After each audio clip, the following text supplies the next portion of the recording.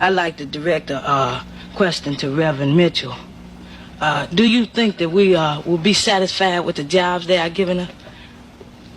Yes, son, I think so. Simply because we are asking that you be trained on the job, and they start you off with a certain salary starting rates, and you will be promoted up to the maximum of the job. No, I don't believe that. The white man is going to keep you where he got you.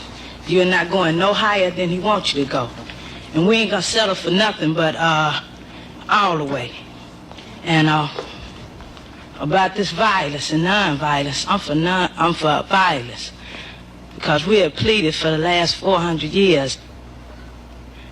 What would you say to a boy like that? Because this happens to be, coincidentally, the young man in the group that Mr. Meek said you did not speak for. How would you talk to a young boy like that? Well, I would say I would definitely have to use the Bible, Mr. Duncan. No, I don't hear that. Well, this is my own way. I ain't no Uncle Tom. Well, salvation. You can't brainwash me. Jesus said, first you seek the kingdom of heaven and its righteousness, and all of these things will be added. Heaven is on earth, mind you, brother. Where you gonna go when we start revolution? Whose side are you gonna be on? Are you still gonna be on your knees begging for us jobs? I will, as Mr. Meek said, he wouldn't die standing on his feet rather than die on his knees. I will die standing up for God, regardless of any circumstance. Okay. Have God ever told you to let this white man rule you like he is? Well, young man. Black people don't need a revolution. We had the civil rights movement. Yeah, shut the up. There's a simple black theory from the Nation of Black Liberation, and let's talk about it. In this video, we're going to learn about the civil rights movement and why black people really never had a revolution.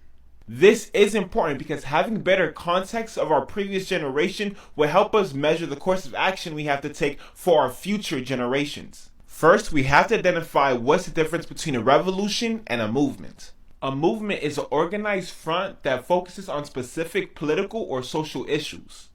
The goal of the movement is to change specific parts of the system in order for the target audience to have a better living condition. And depending who's leading this movement, it can only benefit a subset of people within that target audience. A good example is the civil rights movement. Although the civil rights movement was for black people, it was mainly ran by black men, and those who benefited from that movement were black men. That's why after the civil rights movement, other groups like the LGBT+ and the black feminist movement emerged. A revolution, on the other hand, is an overturn of a system for another. Meaning there is no reforming a system that does not deem any black person as human. A revolution affects everybody, not a specific group. A movement can be a revolution, but the civil rights movement was not a revolution. If we continue the notion that the civil rights movement was a revolution, then we belittle the actual reason why the civil rights movement even happened, for revolution. Pro-blackness seems so threatening to so many people, including black people. But the reason for that is because you have been conditioned and brainwashed to do and say and feel so many things that are anti-black. But nobody calls it anti-blackness. They might say racism in this very vague manner. But we're talking about a very specific form of racism. Anti-blackness is the most pervasive and widespread and covert out of all of these forms of bigotry and racism. So much so that you are completely unaware when you see it staring you right in the face, when you are saying things out of your mouth that are anti-black. But as soon as somebody talks about being pro-black, now all of a sudden they're a radical. I guess you would think that that was radical. I guess you would. Mistaking money for wealth. I agree. Money can be converted into wealth. Money is not wealth. Agree. Raising our children with the mentality of conspicuous consumption. When I go into these schools to evaluate children, and I see a first grade 6-year-old black boy with Jordans on, True Religion jeans, gold chain, right? He's being indoctrinated by his parents to be an economic slave to wealthy white corporations. I bet you he ain't got no life insurance. He ain't got no college fund. He ain't got no trust fund. So we are literally still the plantation slaves of America. Same system, operates differently. Before we pick cotton, now we just walk into these stores and pick up everything they sell and buy it. The mentality is the same. My job our job. We have to teach black children that there are greater things to value than what you own and what you wear. Remember, we were not always these materialistic, conspicuous consumers. Yeah. This grew out of the post-civil rights era where black people felt in order to be equal to white people, we had to outshop white people. So now, because the only thing I'm allowed to do that the white man is allowed to do equitably is shop. So consumerism became the measure by which we determined equality. Wow. And we still do. Think about it. If I'm an attorney worth $1 million, right? There's a gated white community. The attorneys over there make $1 billion a year. I'll never make that money because of racism. But if I can get one of them houses to other black people, I look equal to them whites. And too many of us are motivated by looking larger than life to other black people by our proximity to whiteness, right? And then we got to pay the cost of that, though, and we pass the burden on to our children because the only thing they're collecting from us right now is our debt. But you got to also convince black people to not live for themselves and live for future generations, and that doesn't mesh well with our psychology of selfishness. At the root is self-hatred multiplied by self-selfishness. White man has bred on our people, brainwashed the so-called Negro to the point of believing in white supremacy so much that today some Negroes think that they're not making progress or they don't have anything unless they're living in a white neighborhood, unless they have the white man's neighborhood, a seat in the white man's school or a position on the white man's job, and they even have taken it so far they don't think they're successful in life unless they have a white woman as a wife. Here we go. Let's go ahead. Let's do this thing. We gonna do this tonight. How everybody doing out there? This Brother Harlem States of Delusion. Co-hosting is my partner, Mr. Babylon. Interesting topic, especially from my personal perspective. But Black Revolution, the first clip showing these young brothers, I don't know if this artificial or not. It looked real. These young brothers had a mind set on revolution at all costs. And I personally feel like we got swindled out of any form of winning this battle up to now, the way we operate as of now, because consumerism has become the new form of revolution in my initial statements, but the floor yours. Go ahead. Well, for the first video, God is a farce because black people used to worship the sun, which basically, it's the life force and the energy. That's what gives us life and energy. That's why it's good to stay outside and be in the sun. And what happened? Well, people decided to come in and ruin all that and give us this false deity that they worship. And they took away what we were worshiping.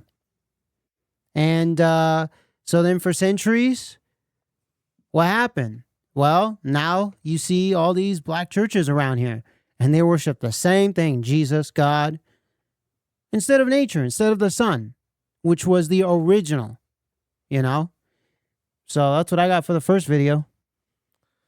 All right, well, man, I'm going to go ahead and be honest with you. You did say a lot of different things, but I was trying not to interrupt you. You know what I'm saying? So you going down a road where black people stop loving the sun to this is what you consider equal to the lack of true revolution in Black America? Well, what I'm saying is that basically what had happened, you know, there are certain black. What you mean? What had happened? What happened? What had happened? Meaning how Jesus came, you know, and distorted everything. How you know, people came in and they said, Now, hold on. You said how Jesus came. Okay, so tell us how he got here. Okay. So how did Jesus didn't come to the shores of America on his own 2 feet? So what did he? So what I'm talking about is basically how what's the word I'm looking for? Indoctrination. Jesus, who used Jesus as a tool? You got to go ahead and tell the whole story when you're speaking, brother. Okay, so basically, Christianity, Catholicism, and others that I won't mention, they brought Jesus around the world and said, this is the way and this is the only way. And guess what you're doing right now? You're not doing what these first, the first video, these young brothers right here. Guess what you're not doing? You're not blaming it on the white man. You just keep you smoking mirrors right now, brother. The flow yours. Explain how did Jesus start taking advantage of African Americans? I am waiting to hear it. So go ahead. The flow yours. Well, so-called Christians and Catholics. Who gave it to us? Them. Who is them? The Christians and Catholics. He dodging it. Here we go. Who were the Christians? Hold on. Well, a minute. Here we go. Hold on, y'all. Bam. All right. So he's saying that religion, man-made religion, is destroyed Black America, and we stopped worshiping the sun. Now, to say that, I have to ask you, who gave it to black people? Did we do this to ourselves? No, you didn't do it to yourself. Explain it. It was brought over here. By who? The Christians and Catholics. And what did they look like? Europeans. And what do Europeans look like? Caucasians. And what is another word for Caucasians? I don't know any other word for Caucasians. Y'all. Because if you're going to say white people, then I'm going to say Vikings. But if you because Caucasians, I went to a school with the mask. Okay, I know what a Viking is. But you being dishonest, man. And this show is called The States of Delusion. In a dishonest world, you answering the questions very political all of a sudden. If you gonna sit, look at this man's back. Look, this round already. You got anything for this round? Because I want to go back to the show. But I gotta tell the people to be honest, brother. You dodged the question. You gave a bunch of babble. That's how you end up with the name, Mr. Babylon. Babylon. To me. But you dodging the question up front. This show gonna be a lot of ding-dings, but let's finish this round right here because I don't see how you gonna get up from this one. You need a new mouthpiece? You need a new cut, man? Keep going. We're going to leave that alone. Now we get ready to get going, y'all. Now, I let everything that I brought to the table tonight, as far as just putting something together just to get a collective. But let's go. I'd like to direct a question to Reverend Mitchell. Do you think that we will be satisfied with the jobs they are giving us? Yes, son, I think so. Simply because we are asking that you be trained on the job, and they start you off with a certain salary starting rates, and you would be promoted up to the maximum of the job. No, I don't believe that. The white man is going to keep you where he got you. I don't know if this is AI or not. But this little man on screen looked very young, and this looked way back when Revolution had to really have a trickle down effect. Now you see revolutions for certain subsets of everything in America, right? Well, on mainstream media is young kids, young black kids, and big guns. But in white America, young kids learn how to hunt real early with big guns. But this brother right here telling me that religion doomed black America, but he won't tell us how we got it. If black America was already here, which I personally feel like is the truth, that I'm not from a different landmass, and that's not just it's heritage, it's ancestral.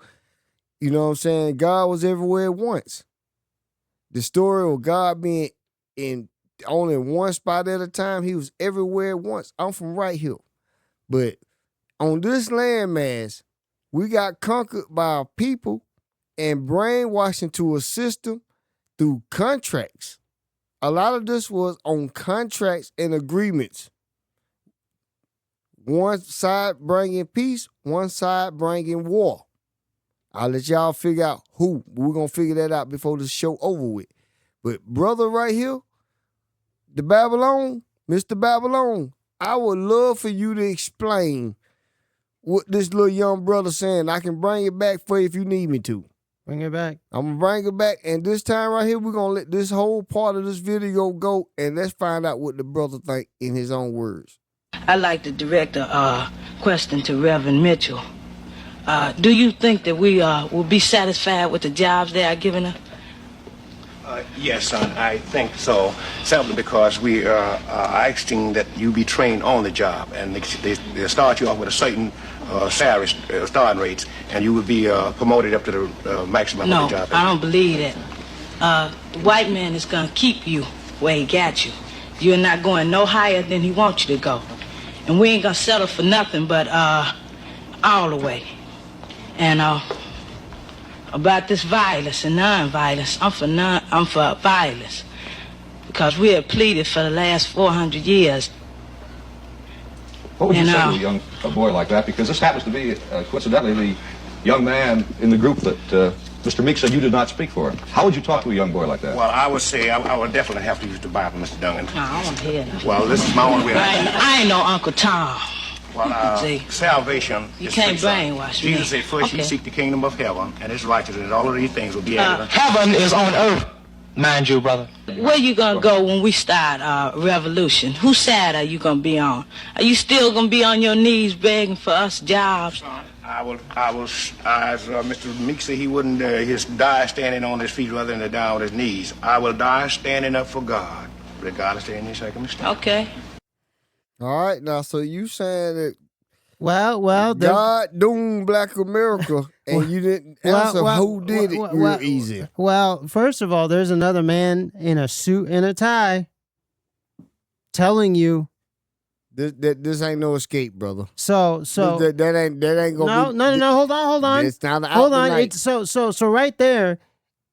I mean, and I'm glad that boy said you ain't gonna brainwash me, and I'm glad that he said what he said about jobs. Oh, you said you glad that who? That the boy said you ain't gonna brainwash me. Listen here, in Black America, the word boy ain't easily accepted. That's number one.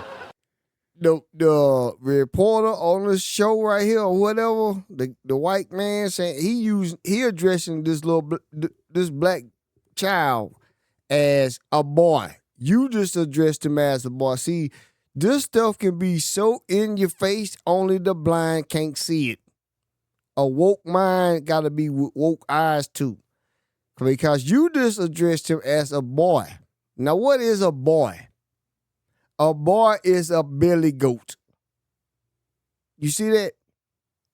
That's a child. That's not a boy.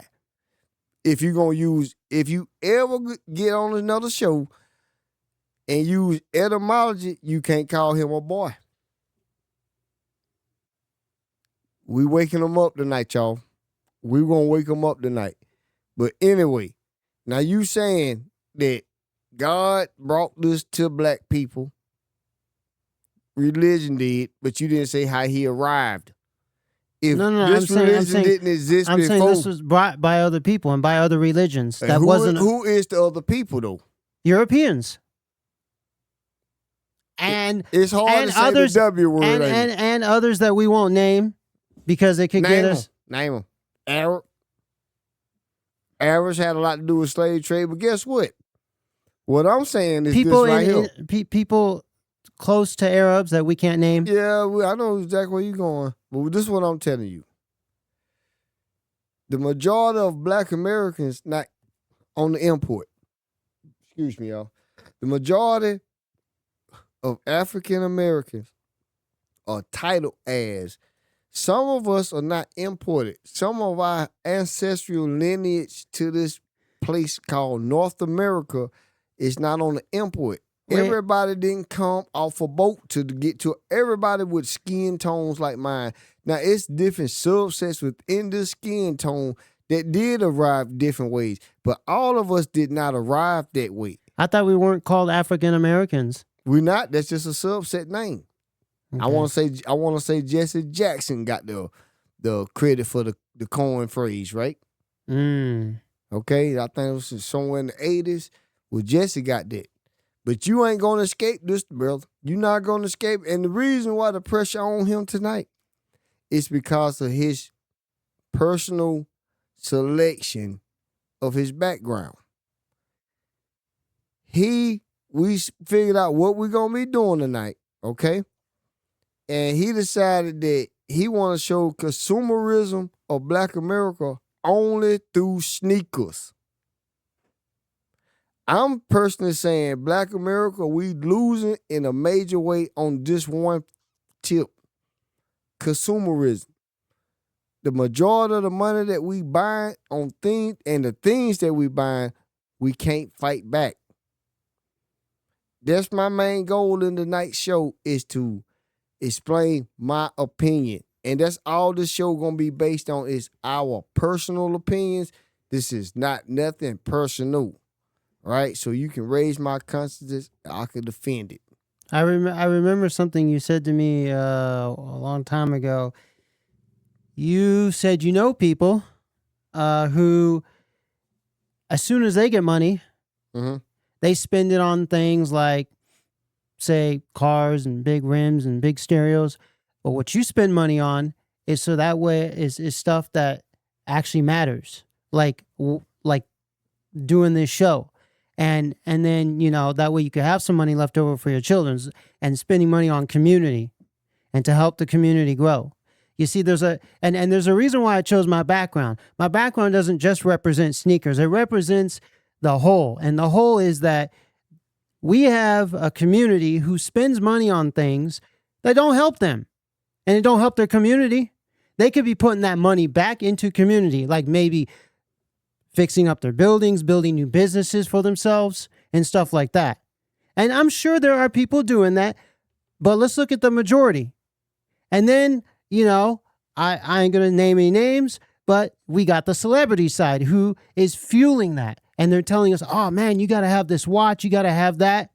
And sure, some people might, you know, see that as, okay, cool. You know, I should have that watch. Elevate yourself. You know, that some people might say that. Okay, now, hold on. I got to ask you right now. Is this only something Black people do? Everybody does it.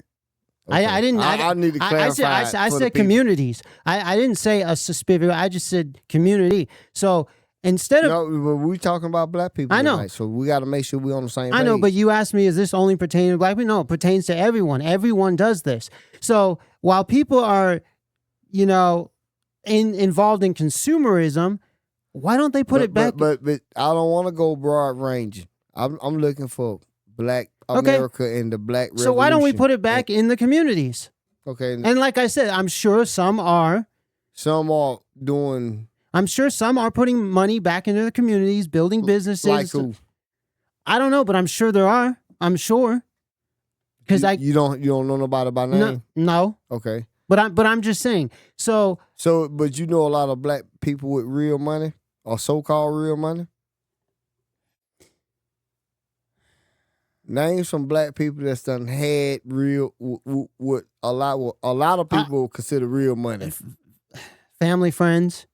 No, I'm talking Michael Jackson and Prince's Michael. You know, a lot of the Michaels and a lot of other brothers. Okay, them. Yeah, the celebrities. Yeah, I'm talking about what we can consider. Yeah, them. Real money. People who Okay. You know what? You just brought a good topic. Now, and this is a question for you because I know I can't answer this, but do you know any of those people higher up that are putting money back into their own communities? I'm gonna say it like this. I like the way you tried to turn this around, and I'm gonna be as honest as I know how to. I'm sure it's plenty of Black Americans in every ghetto, every hood, every neighborhood, every city, every state that's doing their work because I am. And I don't have a name outside of my shadow. So I'm sure there's plenty of Black Americans doing the good works. But when I talk about this so-called idea of real money, I could name millions of people who were a lot of Black people who done made millions of dollars rather, who have put money back into something, but it didn't go directly from their hand to the corner. It went through a money trail, administration fees. So by the time it got siphoned out, it wasn't enough to say, "Hey man, he really representing Cleveland." You see what I'm saying? It was a lot. It's a lot of that because I go ahead and be real with you, right? You know what I'm saying? I feel like if I just took somebody like Michael Jackson's so-called net worth, Prince, hell, Tyler Perry. You know what I'm saying? A lot of these musicians. A lot of some of the musicians, not a lot of them. Yeah. A lot of them fake money. You know what I'm saying? But Yeah. I'm talking about people that we the majority of us will say, "Hey man, this brother was really had some money. He had some wealth. No hospital systems, no system. So revolution died. It died with integration.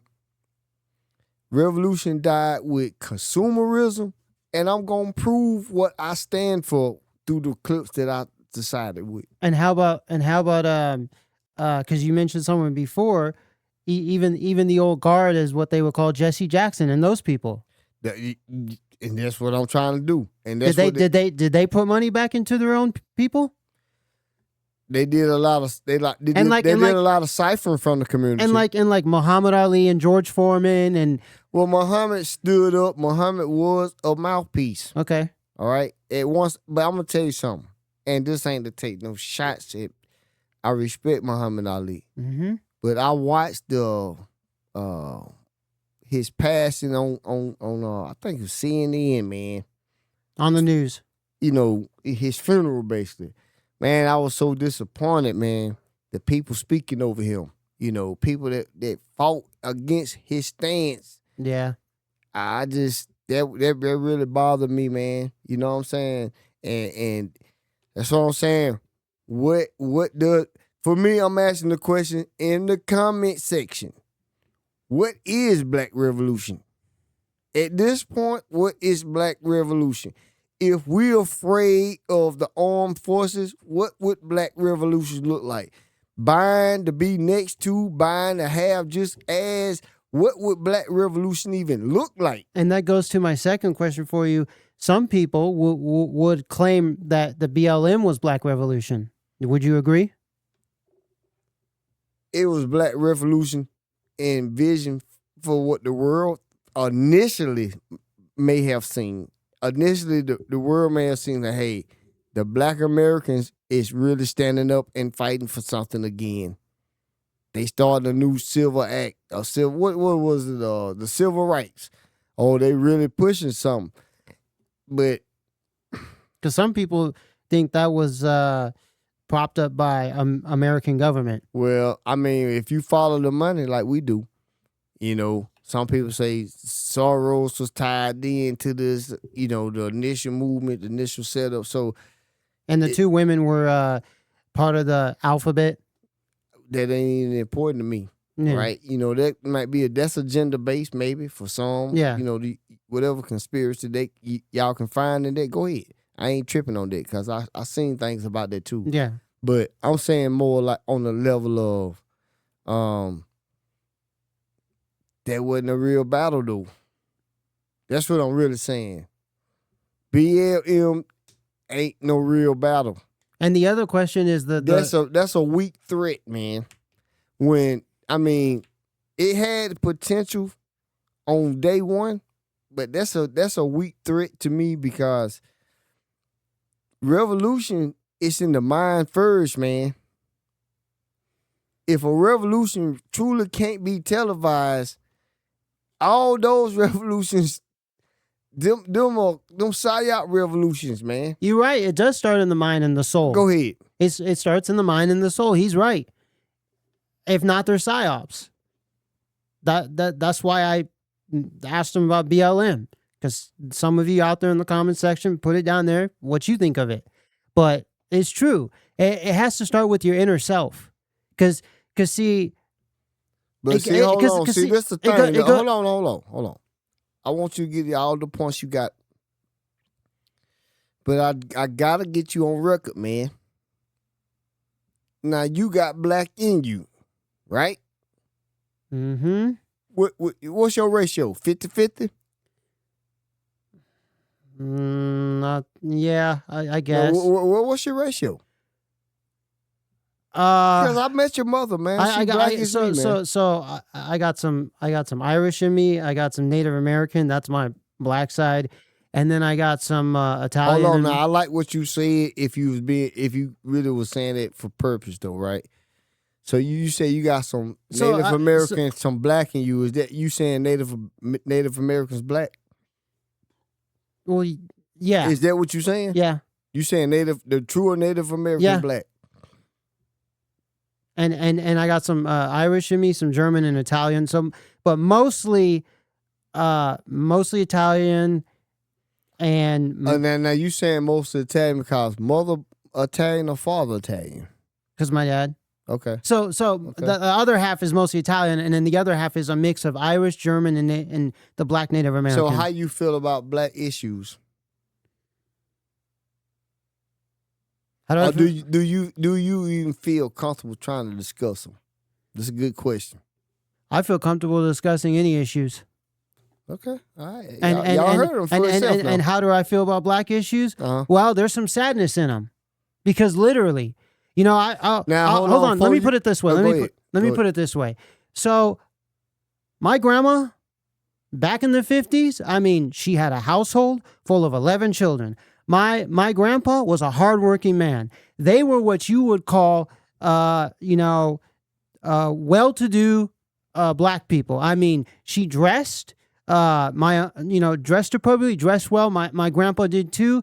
They lived gratefully and stuff like that. And back in the 50s and 60s. And so there was a whole community of black people back then who were actually like, they had elevated themselves above other people. They have elevated themselves. And then somewhere down the line, this is just my opinion, my view. You can put down in the comment section if you disagree with me, whatever. But somewhere down the line, they started spiraling down just a bit. How did they start spiraling down, brother? Well, one of the ways they started spiraling down is basically they started listening to a lot of the propaganda and stuff like that. And also... What was the propaganda?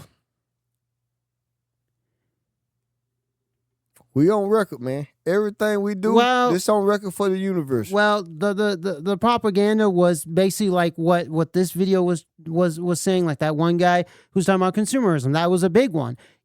Start buying this, start buying that, start trying to act, elevate yourself to this and that. We already elevated past that. And the other the other thing is also there were a lot of programs going on within the black community that were propagated by white people here in the South. Okay, I'm not going to name any names, but people in certain places, people in my on my mom's side of the family, let's just say, they basically came from one of the states in the South where a lot of things happened to black people, which was not okay. Mm-hmm. And we call that slavery, brother. I mean, yeah, we can talk slavery, but we can't talk the. Yeah. Thing is easy. Yeah, you can call it medical slavery and stuff like that. And you talking about like Tuskegee or something? Mm-hmm. Okay. And we can yeah, say I'll that just say medical slavery. Okay, and it is a form of it. Yeah. And so, a lot of operations were going on. And look what happened. What's your stand with Black America, man? I think Black America needs to get themselves going again. The train needs to start rolling. So like that's why I asked you. So nope. One word at a time. Okay. They need to get themselves going, or do we need to get ourselves going? The flow yours. Well, black people as a whole, like who? Okay. So you're not a black person. I said us as a whole, everybody. So that's why I asked you, who is getting the ball rolling? And you know, and we mentioned some prominent figures. They ain't getting the ball rolling. Listen, I don't want to call no black person out by name to be a leader or a target. Okay, so I do know a bunch of brothers and sisters who doing things that's really making a difference. You know, and I wouldn't even include myself. That's what I'm saying. Right, Us, but okay. So it is things happening. Would you say, instead of black people up at the top who've made it successfully, like why do with all the money being earned in successful Black America, why don't it show up? Why do they push us into a vote as if the person they believe gonna run office best for them? You know, we should vote in their favor, but the money that they earn don't show up for all of us. So what I'm saying is it's people like you that are making a difference, because well, you making a difference too. But go ahead. Okay, so we're making a difference. Are you making a difference? I'm making a difference, but what I'm saying is, if they don't make a difference, someone's got to make a difference. Someone's got to start. And like I said before, there are people that are starting. But see, a lot of people, and it goes to the word idolize. A lot of these people, you know, out here, they idolize the big guys, and they're like, "Come on, why don't you do something? Come on, And it's like, no, how come you don't get started? Why are you waiting for them? And plus, there's a portion of them who don't even care. They don't even care about their own community. They have their own agenda. They have their. But ain't that in every community? That's in every community. But remember, we're staying on top of it. I'm saying you ain't gonna be able to single out just black people. No, but we're staying on top of it. Without comparing to others. Right? Because me being black, I have to compare it to others. Yeah, others too. Right? But guess what? It's all the same. It is. It's a puppet master system. That's what I'm saying. And that's what I'm trying to tell you. Once you separate it by color, you're gonna have to be experienced in it. Now, if you haven't had the black experience of an American, you didn't recognize yourself, you didn't carry yourself as one. Or maybe others didn't know. But either way, you're gonna have to come to that conclusion, because if you got it in you, you will get your wake-up call. Do you agree or disagree? You will get your wake-up call. You're going to get yours. Have you ever had your wake-up call? Flow yours. Have you had your wake-up call? I got my wake-up call a long time ago. Short battle. What was your wake-up call? My grandma. I mean, I mean, like I explained before. What you mean your grandma was your wake-up call? What you mean by that, bro? Well, me and my grandma had conversations about black culture, black history. Mm-hmm. Because I'm going to tell you, okay. because I'm going to tell you, my grandma was a person who went to church, and we are on the subject of church with this video. Yeah, no, it's not. I know that. And you was right. You gave that on the front end of this. And you know, she wholeheartedly believed in the Bible and stuff. But how was she your wake-up call? That's what I want to know. How was your grandma your black man wake-up call? Because she basically said, you know, I'm from here. I'm not from anywhere else. Do not believe those history books they telling you in school. And I told her, I said, actually in 8th grade. But did that make you feel like a black person? Yeah. So it made me feel like. So if somebody just met you today and they say, hey man, I can't really tell, are you white or are you black? Which one you gonna tell them? Flow yours. I'm gonna say I'm mixed. I'm gonna say I'm mixed because that's what I am. I mean, but you said you ain't 50-50 though. What you 70-30, 80-20? Yeah, something like that. I'm not 50-50. So you more which way you lean more positive on, or heavy on? Not positive, but I don't really lean heavily on either one of them. so you 50-50? Yeah, I'll just say I'm 50-50 then. Okay. I don't. I mean, look, you cool as shit to me. You know what I'm saying? I rock with you. And I want to say this. So in 8th grade, I had a history teacher. Shout out to him. He was really cool, and he was a black teacher. And I started asking questions like you can't imagine. And one of the things that I really liked about him was he told us. He said, "Look, because of this school system that I am teaching in, I have to read you from the textbooks. But I'm gonna bring you some books from home that tell you a different story. And some of the books were about Black history and how it was all wrong. Because in the history books, it told us, oh, we came from Africa, this and that. Where you battling me? Where you going? No, so he basically told us, the true stories and stuff like that. And what's the true story then? The true I'm story. interested. What's the true story of black people? Man? Okay. This is for the audience because he already knows. But for the audience, let me end this round so we can get back to the show because he wasn't fighting that round. He was just running back and forth. But we're gonna get back to the show. But now answer the question. What is the true story though? The true story is, I'm interested. The true story is that when white people came here, they found a whole bunch of buildings. They found a whole bunch of people. They didn't know what to make of it. Christopher Columbus thought he was going to find a deserted place. First of all, he didn't even come to the right place. This place that you talking about that these other people found, who created them?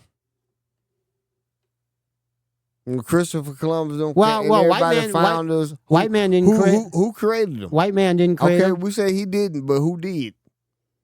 I don't know the answer to that one. But you giving us a story. Well, all I say and you say you 50-50? Well, all I'm saying is that they found people here, and then they distorted the story, saying that they brought them here from Africa, which wasn't true. That is a. I agree with you right there. I'm glad that you know that point. And they're still trying to peddle that today. Yeah, that's called Pan-African theory. Yeah, out of Africa theory. But we ain't going to them. We talking about you right now. You saying what you saying? You don't claim yourself as black. First, I claim myself as both. I am, y'all. I'm all that every time. Well, because he's 100%. Yeah. But you saying you more like what 70-30? 50-50. I'm what they call mulatto because I'm mixed. I mean, but which way you lean more heavy on? I don't lean more heavy on. Where your traits come more from? Both. I don't lean on one or the other heavily. Mm-hmm, but you got a different equal. So let me play this right here. Let me play this right here because I want. Let me play this because I think I want to find out a little more about this brother, man. I'd like to direct a question to Reverend Mitchell. Do you think that we will be satisfied with the jobs they are giving us? And I'm going to ask you that same question. No, they won't be. Should black people be satisfied with the pay we earning in America right now? That's what I was going to get to, is that why should we still be working for the same corporate system that has been in place for however many years? We should be elevating ourselves. Like what we're doing. What we are doing right here, this is elevating. We're outside of the system. I am having fun with you, man, but I know you ain't no what some might consider a racist or nothing like that. I know that I'm going to speak on my man in good terms. I'm just having a little bit of fun with him. I'm just trying to get him to be honest, so I'm going to press him a little bit so he'll slip up and say the wrong thing, and y'all can hear this right here. So I'm trying to get him in the ring. I'm trying. I'm looking for him. He dodging well, Floyd Mayweather. Actually, I'm glad you brought him up because supposedly I am related to him down the line. Supposedly through my grandma. Oh, so you black when it comes to success. Hey, he linking himself in goodness. But what about the bad things that some black people might have done? Do you feel like that's your brother on TV? Do Pookie's and Ray Rays make you feel like, man, that's fucked up what they doing to my people, man? Tell me. Flow yours. I have some of that. I have some of that in my outside family. That exists. Okay. But I don't condone what they do. Is it all from one side, the side of your blackness, or is it equal? No, it's sides? just. So it's more. It's just two people. It's just from two people, and that's okay. it. Yeah, no, but they happen to be from the black side of your family. That's it. But it's two people. So the other side of your family, this don't happen. Well, from the other side of the family, this don't happen. Let's just say divorce has happened. And I don't condone divorce.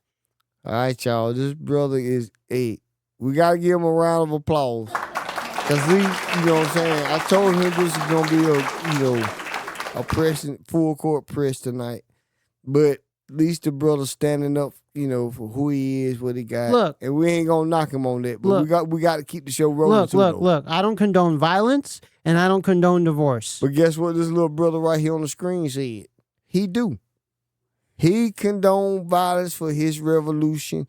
He was alleged to say that he condoned violence for his space and his freedoms. Okay, so that means that you don't feel the oppression. You don't feel the same amount of pressure, rather.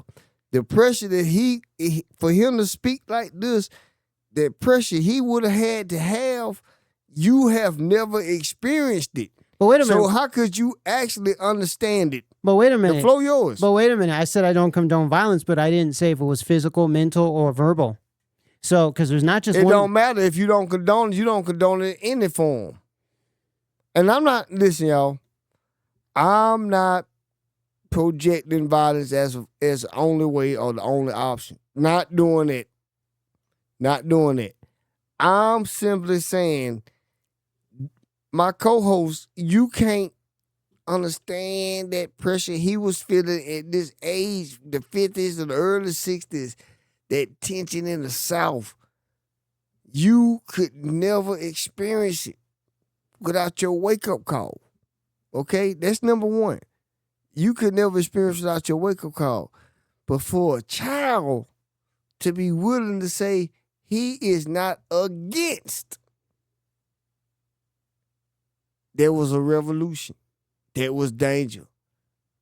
Even if it would have turned into a massacre or a slaughter, the fight, the witness of the world watching what happened in that battle. Revolution is of the mind first.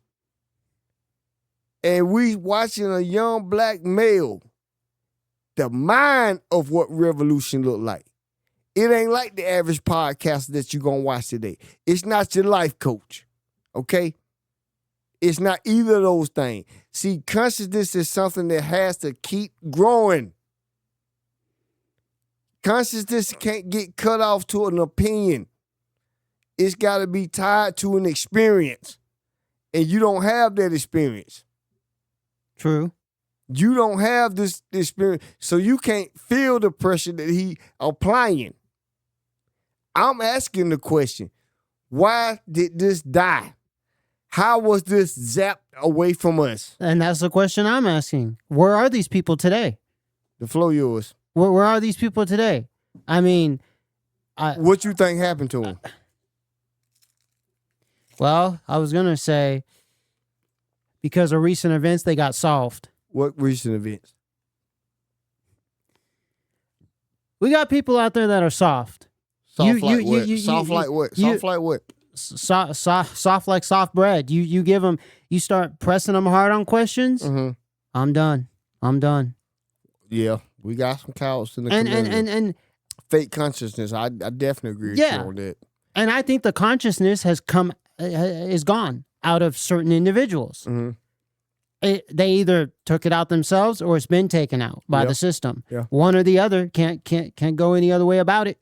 So that's just my opinion. Y'all can put in the comment section what you believe. But like, people got soft today.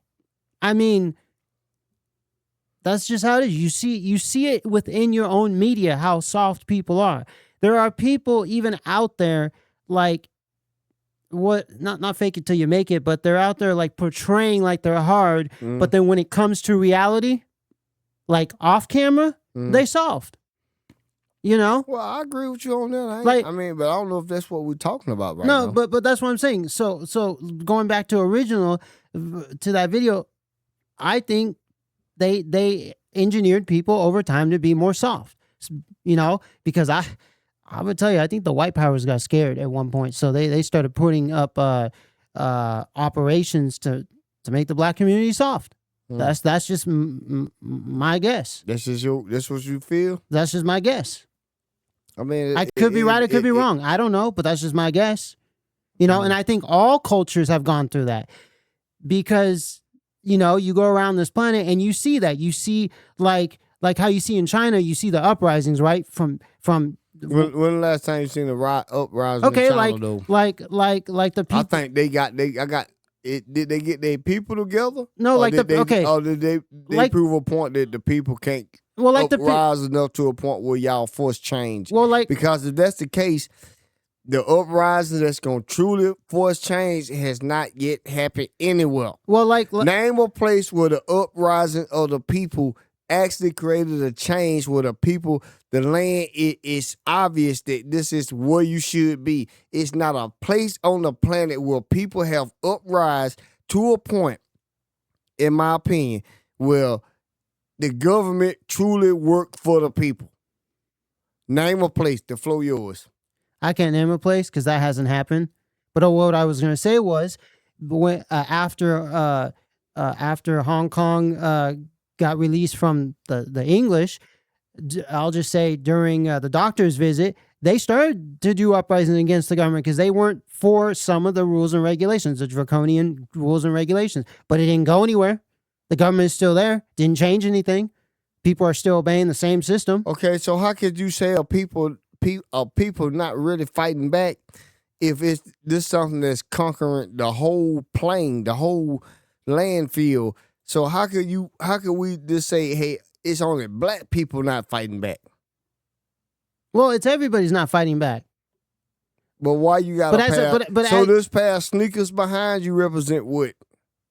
Who would this represent? People on the run, or do it represent Black America? What this? As the video was a title. No, the sneakers represent that people are into buying, into buying things that ain't helping. They're not helping their own communities. They keep spending all this money on things they don't need. But that's the problem. Because spirit, I know what you're saying. Spiritually, they're not there. They're spiritually attached to the material items instead of attached to other things which matter more than a freaking. Because I'm gonna say this, and this is for me. Pride. I'm a person who also has sneakers. Okay, I was there at one time because and actually my own family, they didn't want me to wear sneakers because they were like, why do you need to spend $300 on sneakers, this and that? Come on, you should be knowing that that's not all. It's not about the material, this and that. And I was there at one point. I was delusional. I was like, oh, I gotta have these sneakers, that sneakers. So I was there. Have life improved since your elevation and not buying sneakers? Ever since I stopped having that mindset, my life has improved, and that was in high school. That was so your life improved by not buying Jordans. Go ahead, man. The floor yours. Well, I don't have the mindset of, I gotta have these, gotta have that, because it's basically. But do you still spend money on wasteful products? No. So everything that you spend money on is only on in purpose or beneficial to you. To improve myself. So you don't spend a dime on nothing outside of that. I don't waste money on frivolous items. I try to improve myself. Because I came to that realization that I was like, what am I doing? Do you eat fast food? Once in a while. Do you eat fast food, yes or no? Yes, once in a while. So what's once in a while could be just once a day. Because some people eat fast food 3-4 times a day. Okay, So your once in a while is what? My once in a while is once every few months. I didn't know who you was until you lied again. That ain't true. You eat fast food on a regular basis. Not on a regular basis. A regular basis, if I was eating fast food. You don't eat fast food at least once a week. Once a week. Okay, maybe 3 times, maybe 3 weeks. Every 3 weeks. Look, he just locked himself up, y'all. He went from every now and then to at least once a week. Well, once in a while. See, we can't trust you now. Because you don't sit here and say one thing and then reenacted the conversation. Okay, I don't eat fast. We can't trust you. Okay, I brother. don't eat fast food every week, and I don't eat fast food every day, and I don't eat fast food once every week. I eat it like every 3 weeks. Now, which version of your conversation should we rewind and watch again? I eat fast food every 3 weeks. I don't eat it every day, and I don't even eat it every week, every 3 weeks. Okay, but your fast food habits ain't bad as somebody just saving up their money to buy one pair of shoes.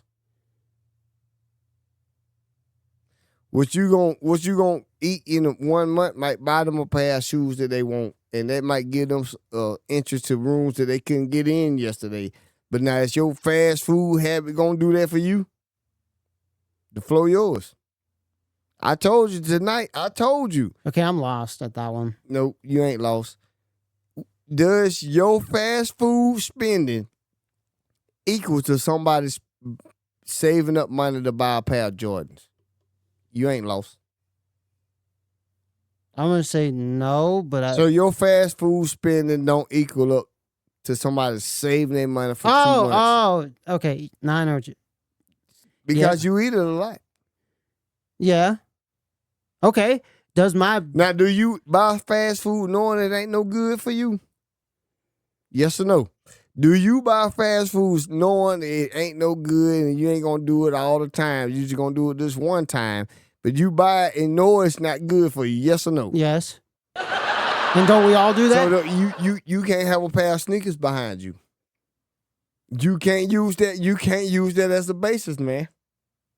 You can't use it. You just agreed. But the pair of sneakers goes for everything. I'm not just using it for the pair of sneakers. I'm using it for everything. Guess what? Now we're going back into the ring now. The pair of sneakers, it used to have danger in the early 90s where somebody might really try to rob you for your shoe or whatever. But your fast food habit is more dangerous to you. Okay, now I can buy a pair of Jordans and don't wear them every day. Okay, now I might have wasted my money, but it ain't going to deteriorate me. Well, your fast food habit got the potential to deteriorate you. Now, how you gonna work your way out of that? Go ahead. Now you in the middle of a battle. You better come out swinging. Or how about those who keep buying electronics? They got to buy a cell phone once every month. We talking about you and your fast food habit, and somebody who's spending their money on a pair of Jordans since you represent a pair of sneakers. Well, instead of spending money on whatever it is, you could be passing that off to the next generation, who might not have money if you keep spending it all on whatever it is. I ain't gonna lie, you just punched me. you did, man. You got you a good lick, y'all. I'm like, damn, I almost fell on that one because he telling the truth right there. Because especially for those, look at him, y'all. He getting happy especially for those who have children, they should understand. Hey, look, my children's future matters. Because I'm the one who's going to go. My children are going to be here. So why don't I save for my children? Bro, you just started round 2, man. Okay, so you telling me somebody who can afford in their pocket to their lifestyle. See, what you can afford comes down to what you comfortable with, what you accept in life. So you could be saying, hold on. It's my flow right now. I'm dancing on you. Now, in life, somebody say, yeah, man, you ain't rich as the NFL players, but I can say, hey, man, I can spend my money and move the way that I'm happy with. This is enough for me. So you can't judge me by what I got. No. One at a time, brother. You gonna get yours because I'm swinging at you right now.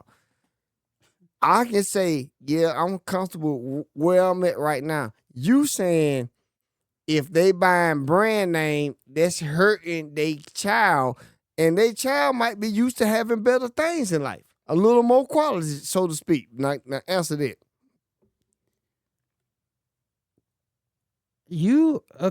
So let's just say someone, starts a family, but then their priorities are wrong. They start. Okay, so everybody start we can't do that. That is not a good way of being real. Because it's some people who can afford the finer things in life. And what's wrong with affording the finer things in life? And what's wrong with your children not growing affording up for with that's not what I'm talking about. of that? I'm not talking about affording the finer things in life. I'm talking about those who they they buy stuff they don't need. Like the people who they buy a car, then they buy, you know, the big rims, the speakers. Get a little close to your mic, man. They buy the big rims, they buy the big subwoofers and stuff like that. Y'all see what he keep going to, right? He keep going to things that we gonna say he's not of us. He keep going to shoes and rims. They keep buying the big rims, so we the only people wasting money. Anybody who does that, doesn't matter where you come from. But we know, you know what the topic is tonight, so we're gonna stop that evasive running. We talking about Black America. No, we're not talking about anybody. We talking about Black America, and you knew that before the show started. Okay, all right. So be more honest, man. Okay. Listen, man, you hit me with a good shot. You had me when you said that, yeah, it might not seem bad, but it's how we raising those behind us. You had a shot, but you gave me time to fight you back, Rocky. Now, come on, man. You had your shot. You had your shot, so we're going to end this round. He had his shot to take me all the way out, but he couldn't finish the job. Uh-oh. He didn't finish the job, in my opinion. Y'all can leave it in the comments. Let us proceed. Let us proceed. Because right now, your background kind of going against your stance, man. And for you to pick that Pacific background, it kind of go against your stance, man. You want anything on that or no? And I'm going to say this, Japanese invented sneakers, by the way. That's just a historical fact. Did Japanese... They invented sneakers. Did they invent the embarrassment sneakers could do to a community by us representing them? I don't know about that. Mm-hmm. Okay. For revolution. Pro-blackness seems so threatening to so many people, including Black people. But the reason for that is because you have been conditioned and brainwashed to do and say and feel so many things that are anti-Black.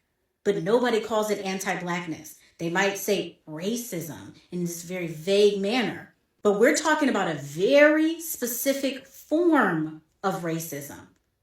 Anti-Blackness is the most pervasive and widespread and covert out of all of these forms of bigotry and racism. So much so that you are completely unaware when you see it staring you right in the face, when you are saying things out of your mouth that are anti-Black. But as soon as somebody talks about being pro-Black, now all of a sudden they're a radical. All right. Now, y'all, oh, man, you know what? Let me bring this back. Y'all heard it and didn't see it. Let me do it again. It's going to give you one more chance to Google you some information. You got time to do your research, brother. For revolution. Pro-Blackness seems so threatening to so many people, including Black people. But the reason for that is because you have been conditioned and brainwashed to do and say and feel so many things that are anti-Black.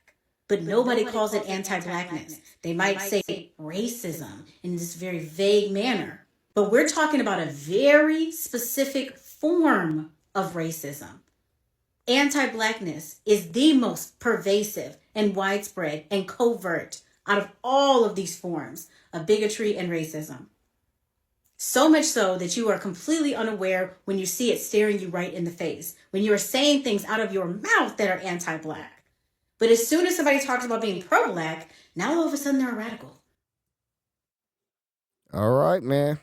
I would love your personal interpretation of this video full screen. Here you go. I don't know. I'm lost on that video. All right, let me bring it back for him, y'all. We're going to bring it back for him. We'll bring it back. We're going to see if he can really educate us on Blackness from his perspective. For revolution. Pro-Blackness seems so threatening to so many people, including Black people. But the reason for that is because you have been conditioned and brainwashed to do and say and feel so many things that are anti-Black. But nobody calls it anti-Blackness. They might say racism in this very vague manner. But we're talking about a very specific form of racism. Anti-Blackness is the most pervasive and widespread and covert out of all of these forms of bigotry and racism. So much so that you are completely unaware when you see it staring you right in the face, when you are saying things out of your mouth that are anti-Black. But as soon as somebody talks about being pro-Black, now all of a sudden they're a radical. All right. I played it again for him. Did you get it this time? She ain't wrong about the radical part. What's she really saying though? She's saying it's some people that talk as if they have a empathetic or sympathetic value for what the Black struggle look like, but they say racist things out their mouth without knowing that it comes off as racist, just like your backdrop do. So I want to see how you gonna work your way out of this one. I'm really interested. Well, to each their own. To each their own. Some people may find certain things racism. So you don't find yourself in no form of racism? No. You don't have no. No. Because I don't find anything racist on this planet. And I'm going to stand on that 100%. So now you just... Damn, boy, you went back in there quick. You don't see nothing that's racist on this planet Earth. Nope. So ain't no racism don't exist. If it is... Yes or no, man? Nope, not for me. It may exist for some. So for you, racism don't exist? Nope. Are you colorblind? No. You're not colorblind. I can see color. But racism don't exist. But it has nothing to do with color. Y'all, this man finally got his damn jaw broke. This man just came on camera and said racism does not exist on not just Black America, the planet. On the whole entire plane, there was no racism. You gonna have more ad revenue. Man, that's a big psyop, by the way. He about to get a brand deal that can't nobody compete with. I'm sorry, Mr. Beast. Your brand deals is not gonna compare with this brother right here on camera. By himself. Him. Mr. Sneaker. Y'all get ready to love this man. He said that racism does not exist. It doesn't. It doesn't. Has racism ever existed? In what shape? Matter of fact, brother. In what shape? In what? Matter of fact, hold on. Stay right there. Matter of fact, what is racism? How did racism get a definition if it don't exist? We definitely want to learn from you. Your consciousness is above and beyond. Go ahead. Oh, it's just made up. So somebody just made it up and people got hung from trees. It was all that was fake. It wasn't because of the skin tone or nobody. That's because so that ain't racism. What is racism? That's because what is it? People decide to be evil.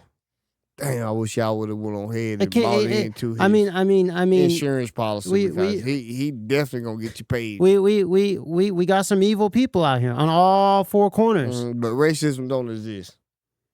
Evil does. Okay, I agree to evil. But evil don't have a friend named racism. Evil ain't no such thing as racism. So you never experienced racism in no form. No, what I experienced, I don't call it racism. I don't call it racism. I just call it. Actually, you know what? What I experienced. What you done experienced? What I experienced? We definitely want to know what you done experienced. In high school, I got called one name, so I called the other people the other name, and I said, "Let's have a party." What was these names? Just start with the first letter each one. M and N. So what? I mean, what was it? N, and then the other one that I used was C.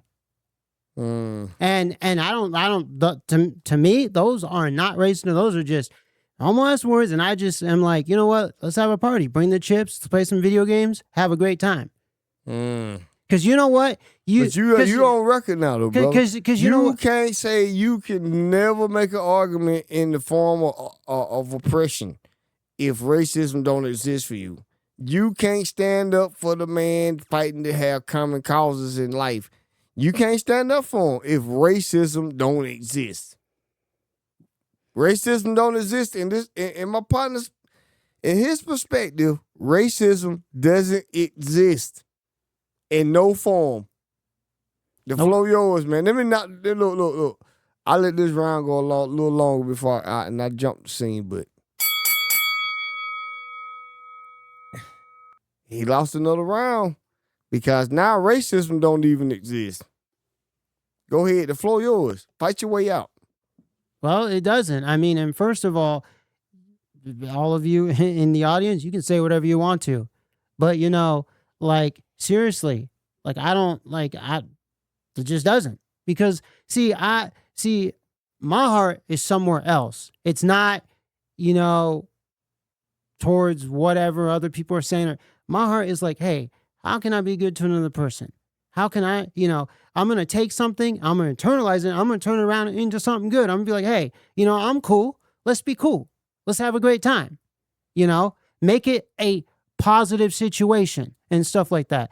And see, I don't see too much of that in this world today, because coming from a generation who lives off of the internet, and all we see for the most part is we see a bunch of this negativity.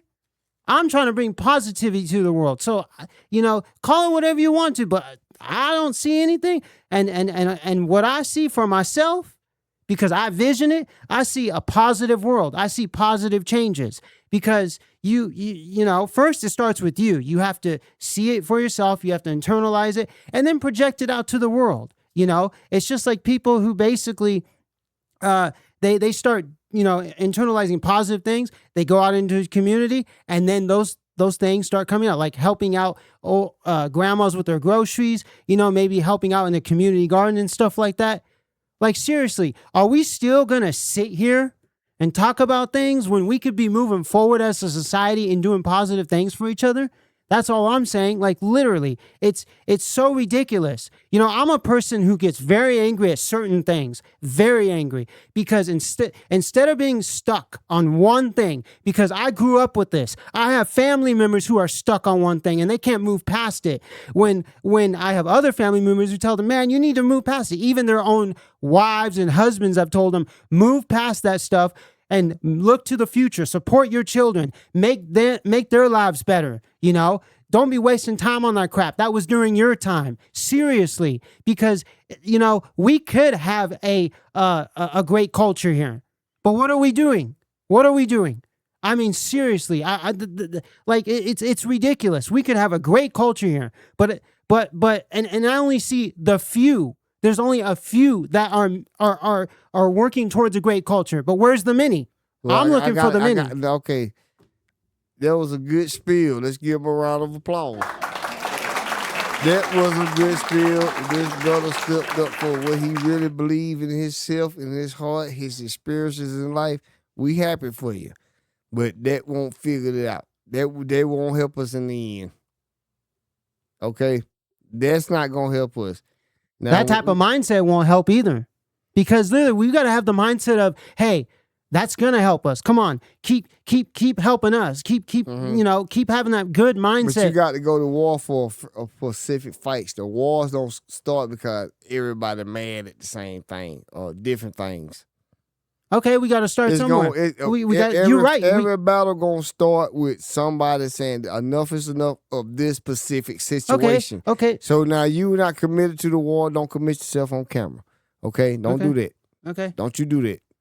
But even after your great spiel that we applauded you, let's give another round. You still say racist things without realizing it. You still do racist things without understanding it. And guess what's going to happen? People ain't going to recognize you for standing up for everybody.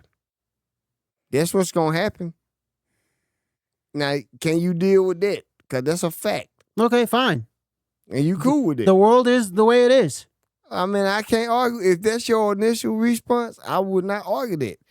But the fact don't change. It doesn't.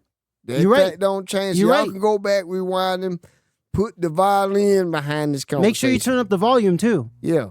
Turn up the volume, put it all behind you. You got some humming on your mic now, man. But yeah.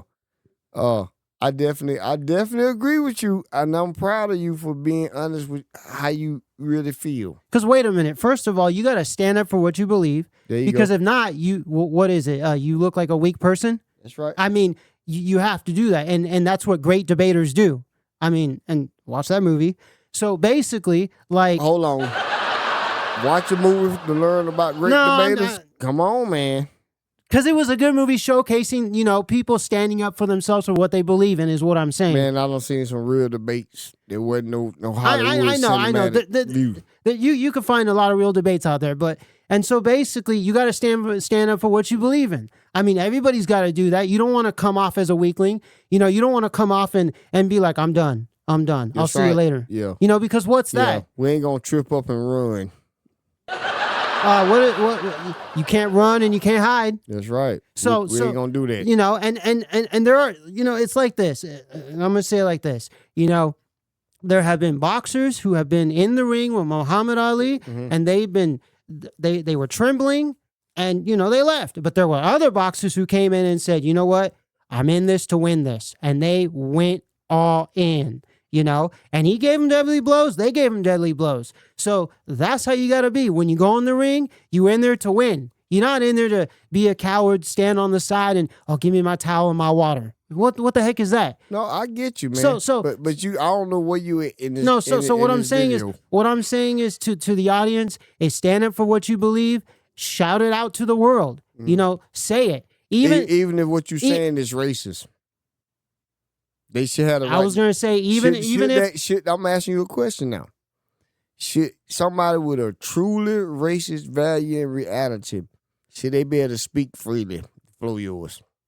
Yeah, and well, first of all, there are people who are gonna say it's racist. There's other people who are gonna say it's not racist. So that's true. So because there's both sides. You got the division. So you don't have no issues with people who speak ill will of others, just off the ethnicity. Depending on what is ill will, because what is ill will to someone else might not be ill will to somebody else. Man, you sound desensitized. You sound desensitized because get what you just said. People who done been X'd out just by the person who did them ugly. Just because they was a certain type of person, that's normal and that's okay. Are you talking about murder? No, yeah, I'm talking about everything. Because if you're talking about murder, then I'm going to say no one should talk about murder. No one should go that route. I don't guess you heard y'all go back and rewind it in about 8 seconds long, probably something. But yeah, you committed yourself. See, you keep speaking out against what you stand for, man. You a great double talker. You a great double talker, brother. You are. You a great double talker. And if y'all not paying attention, all you gotta do is rewind. Turn up the volume. Share. Subscribe is the main thing. Subscribe right now. Like, share, and subscribe, and cash out. No, subscribe first. That's the number one thing we need right now. We need to get the subscription up, man. Because this does take time to put together. And if we're going to be willing to share this, man, we need y'all to help us grow. You know what I'm saying? That's number one. But you really, listen, let's give him a true round of applause. This was a chance to get him out of comfort zones of his studies, to get him to be honest on record. So I do agree with you, brother. I respect you just standing up for what you see for yourself. And I'm not here to judge you if you right or wrong. I'm just pressing some issues that other people have to face every day and come to a conclusion on. So for you to give your honest truths, man, much respect, not running, not taking it personal, not low blows, not giving up, not quitting. I definitely appreciate you for this one. You know what? I like to speak on one thing here. Go ahead, flow yours. Okay, and I know that you can speak on this too. So, you're older than me, and you were born at a time you went through a lot of changes in hip hop, and I remember when there was a time where conscious rap was pretty big, and you know, it was helping people. It was good music. What happened to that? Because there's, you know, gangster rap. There's all kinds of rap. Right. And just recently, let's just say, we heard something from someone, and you said, "Man, that ain't no conscious rap, this and that." And I'm like, I had that feeling like they were gonna play something like that because that's what's portrayed. And so, like, I'm thinking to myself, what happened to that community of conscious rap? And I can answer that in a few words, not even a paragraph. Consumerism. Consumerism replaced revolution right now. Now, it's a different front of revolution. This revolution does not truly include violence, and I'm supporting that part. This revolution don't have to include violence. Build you a real truth and consciousness. Restore your health, all right? Build your own. Repair those around you. Revolutionize yourself without weapons. Your mind is the greatest weapon. That's the real. Your mind is the greatest weapon. Running won't help you. Ignore it. It won't fix the problem. Okay? Ignoring the problem don't fix it. Okay? Now, fighting against what you see is wrong won't help it. It's not going to fix the problem. Standing up to it. Start at home. Start in the mirror. Start with yourself. Be true to it. What you don't know, be willing to learn. Stop watching and wasting time on things of no use or no value. Okay? This is how the revolution is formed. It's in the mind. Because you're not fighting a person. You're fighting a system. All right? You're not fighting a person. You're not fighting a color. You're fighting a system. Okay? So that's why I give you your props. I pushed you tonight. I pushed you. Well, sometimes people need that. You know what I'm saying? That's good for you. And you raising your consciousness. And you was able to share your consciousness in real time on how you truly feel when you had your moment. You know what I'm saying? And that's why I told you. Constructive criticism. It's constructive criticism, but it's really just sharing consciousness. Yeah. Right? Where some find criticism, that's a weak consciousness. And you know what? We both showed that tonight. What constructive consciousness looks like. That's what it is, man. Because some people don't see it. Yeah, we got some duck and dodgers, man. We definitely gonna get back to y'all on other shows on that specific type of title. But the revolution went from, you know, young kids like this right here on screen to people that look like this, who seem to be really for us, and at the same time, he really just for self. And I want to say this, both people from the first video of this guy, they were both on the microphone and on a camera. You know, but modern day. I mean, the technology have changed, and this is why I want you to pull some work together for me, because we're gonna put you on the clock on this one. All right. I want to do a show on how the 5013C has decimated the Black Americans through religion. That's a good one. Because the kneeling of the tax just really took the voice of the people. That's another way revolution got compromised, in my opinion, was the growth of the black church. Because hold on. Yeah. Because the compromise of the black church gave us a message that we couldn't fight for, because all we had to do was worship and wait. Okay? So this a whole nother deep dive, in my opinion, in the way I see and think. Would you say 5013C? Yeah, the 5013C. And if we really want to restore Black America, make us all be held to the same standards. All accountable. Right, because the moment we can take from each other and not report it and not use it just for us, it wasn't for us to begin with. Now, that's me. I'm not big on respect in religions, right? My religion is something that I just don't trust. I studied through a lot of them. All right? So the 5013C has not benefited Black America. Okay? Now, this is something that I personally think has undermined what revolution once was. This the new revolution right here. Podcasts and interviews. That's what I was about to ask you.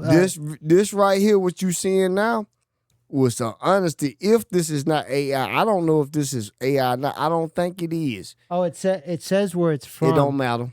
That don't matter. I know. That don't make a big deal. Well, it could. I won't say it don't matter. I take that back. Just be careful is what I'm saying. No, I get you right there.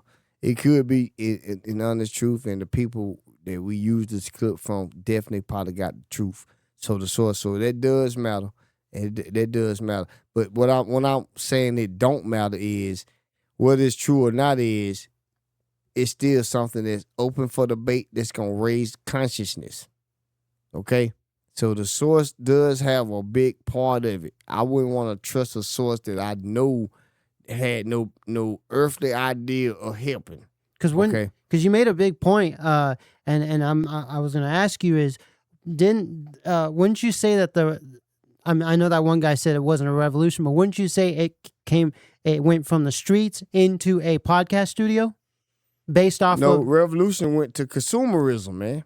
That's my whole point of everything up to right now. I get that, but what I'm saying is like what these people were doing out on the streets, chanting. Yeah, this was what you call true grassroots. Wouldn't you say it went from that form to now people on a podcast? That's just the growth with the world and the way things move. Okay. I'm saying the grassroots really touch people, right? Yeah. Once upon a time, your social media was in person. Yep.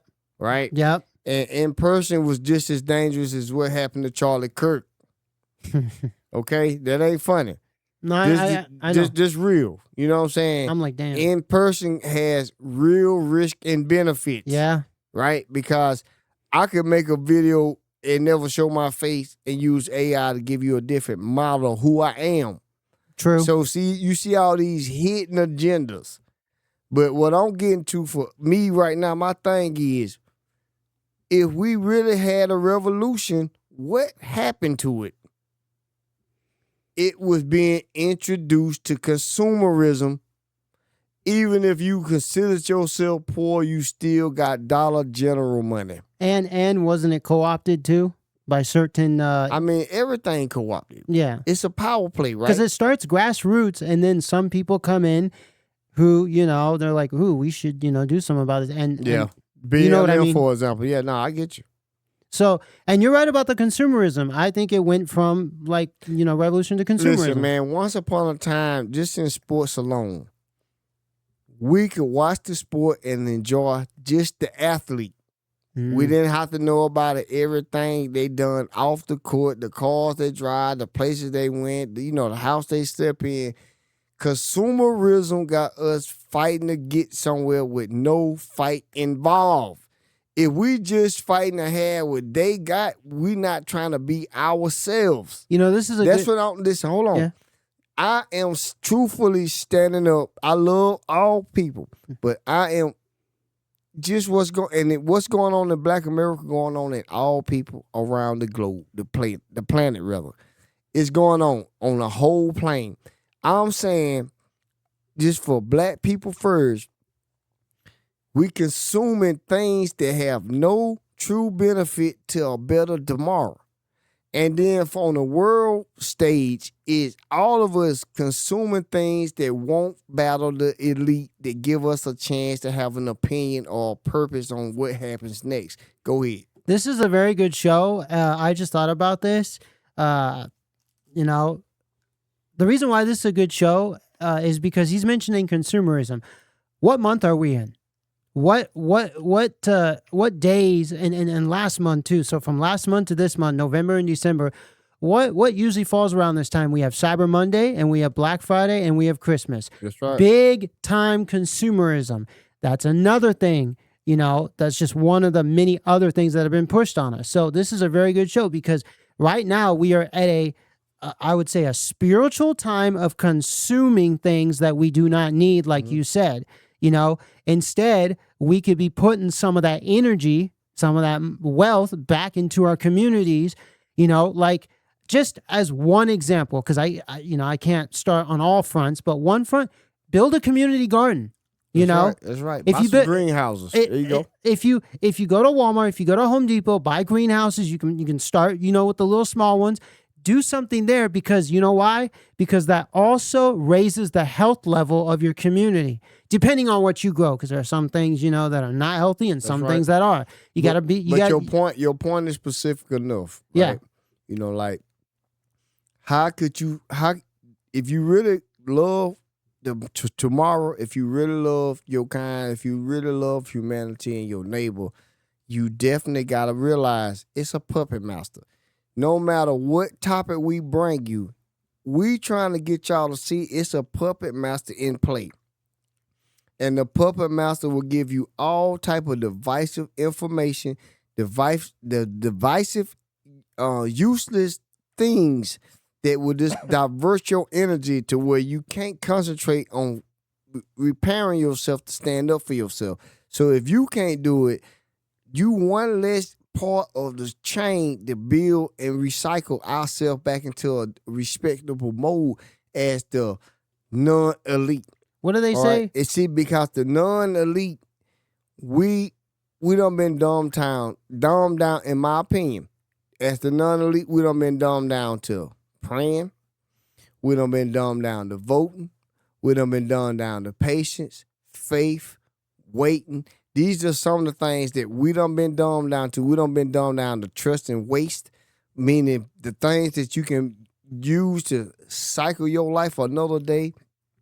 We dumbed down to machinery, technology, and I do have to use it to communicate and to live abroad.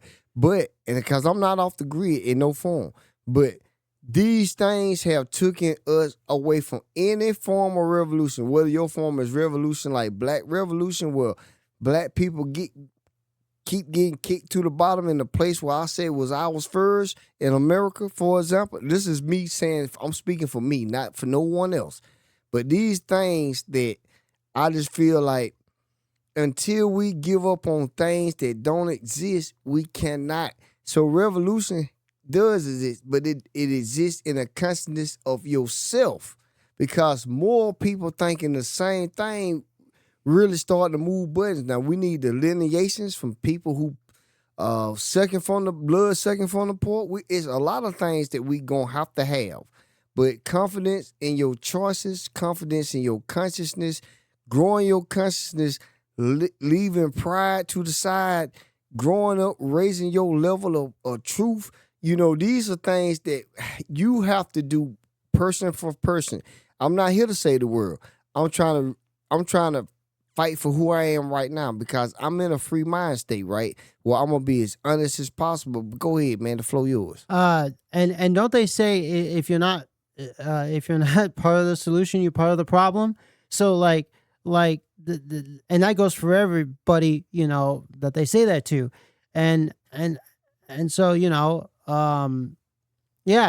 basically you have to raise your self-awareness. It starts with you first, and then you spread your consciousness out to other people, spread your spiritualness out to other people and help them out, and stuff like that. And I see that a little bit, but I don't, at least for me, my personal opinion, I'd like to see it a little more than where it's at right now. Like, and with just me, I'm wanting to, I'm getting my mind started to where, hey, I want to help people out in my own neighborhood. I want to see, if we could get some community project going, and, that way in the long run, if something does happen, hey, our community is prepared for it, stuff like that, you know? But see, this is what I'm trying to tell you, brother. The community you represent as in the physical realm, it's not a community most people would find in the same lack. Okay? So we appreciate you. But you gotta just raise the consciousness. Yeah. Helping people that's already doing better than those doing less. You gotta go to the bottom. Right? You gotta start with the bottom, man. Well, that's one. So all of your emotions or choices and decisions in life, I would encourage you to keep fighting for those without a voice. There's a lot of people without a voice. You know, people that you speak to that's talking God and politics, that's not who you need to help first. You got to help those that are hopeless, those that don't have no idea what the real look like. Well, there's a lot of those. There's a lot in my neighborhood. Well, I mean, I can't say because I ain't never been through that. There's a lot. It's just, it's not just people in poor communities. You can find a lot of people in middle class and rich communities who are like that. I'm pretty sure because they all got the same disease. It's called consumerism. Yeah. And that's what I'm getting to. Revolution is consumerism. At this point, America don't operate. How bad can they beat you if everybody stop buying at the same time? Everything could change if you stop. If you could still earn and not spend little to nothing, consumerism might be the only fight you got left without battle. Okay, that's what I'm trying to get to. Yeah. See, that consciousness just keep growing as the show go. You see what I'm saying? Yeah. Because the moment you can't sell me nothing again that ain't of use to me, and I stop taking your perception of you need this the new next thing, and we stop wasting time on it and develop things on the market where only we can barter with, we ain't got to promote it. We can just barter it. So the information got to be available in order to create a system where bartering is real. Hey, see, cause real bartering don't come on no damn network show. I agree with bartering and trading. I do too, but not on TV. That ain't a form of revolution. That's what I call reality TV bartering. That's called deception. Yeah, deception. Yeah, that too. That's what it's really called. Deceptive. And really what it's called. And society used to barter and trade. There used to be a time when we did that before we had this so-called monetary system. But see, this is what I'm trying to get to this right here too. What's on that screen? He used the Bible to try to silence him. So see, the Bible been used against black people fighting for a different form of revolution. Like, hey man, I'm been going to this church and believing and reading this book, and I can't find a way to do nothing other than what we accepting and what's going on in our community. And the preacher saying, no, boy, they going to give you a good starting rage and God got you. And see, this the main things that happen was religion. But this religion that we learned to teach to each other came from an institution that deprived you of what you were before you encountered these people. And these people happen to not be dark-skinned. You know what happened to religion? So the thing that happened to religion is religion came in the form of a Bible, a cross, and a man that looked white, and then it changed into Santa Claus, a toy or a computer wrapped in gift wrap and that you give on Christmas. That's the new religion, which is consumerism. That is a huge religion. It's been here for a very long time. So we went from the church to the grocery store because now you got people flooding in. Because I remember when the PlayStation 3 came out in Fresno and they had it on the news that the cops had to come because everybody rushed in just to steal a PlayStation 3. And a lot of people got caught.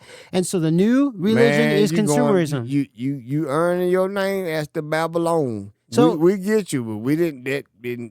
I understand where you come from. Yeah, because you went through a different experience than me. Yeah, you know what I'm saying. And I gotta do you right because you do come on with your truths and you stand up for what you see. Because they got you on the church first, and now they're getting you with the grocery stores. It's all consumerism based. Most revolutions die with consumerism. The promotion of influence. And the culture. Right? Because think about this right here. What I just said. The emotions of influence. Now you got a $300,000 house and the house is still not a home. This is influence. This is another form of commercialism. Okay? So that's what I'm going to, man. But look, I done enjoyed what we done tonight. I'll let you close it out. Well, in good spirit, I just want to say that just take what we said tonight and, leave your comments, and let us know what you believe. And I just wish you well. All right, enough said, man. Shout out to you again, big homie, because I respect you not running from this debate, man. But on the real to everybody, subscribe. That's my number one thing. Subscribe, like, share, and definitely comment. You don't have to agree. Just do it respectfully in the comments. But we're not gonna run and trip over nothing. All right. And when we stumble, we get back up. Okay? We stumble, we get back up. But this one right here is just dedicated to seeing what you're not paying attention to. Right? It's just like, look at that video again and you're seeing something you weren't paying attention to. So I hope tonight was a good night. My famous 2 words for the show: peace and power. Peace.